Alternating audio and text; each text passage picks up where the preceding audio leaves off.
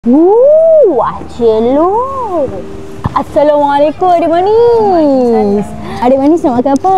Ni kat sini ada macam-macam burger tau adik manis. Dekat sini kita ada brisket burger, burger komta, macam-macam lah. Tapi yang ni portion besar tau. Kalau tak boleh makan seorang, saya boleh teman sekali. Cepat nak order apa? Yang saya nak ada fat mass burger satu. Ada fat mass lah? Ya. Ush, yang ni kan cheese dia meleleh-leleh. Hak ni kalau juicy elok.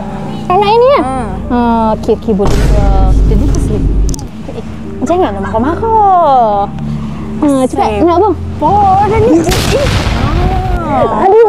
Gatai sangat. Aduh, ya Allah. Anak kerja elok. Jangan nak menggatai.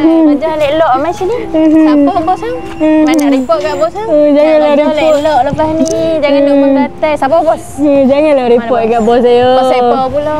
Saya baru je kerja kat sini, baru 2 hari. Janganlah bagi tahu. Lagipun kan, saya kemungkinan akan pergi dekat The Zen, outlet kedua The Fat Burger. Saya tak boleh, saya tengok melaya sangat. Lain kali kerja elok. Jangan gatai-gatai. Baik. Order. Jangan bagi tahu kat bos saya tau. Okey, order. The fat mass burger satu. The Fat Mass Okey, baik. Elok-elok.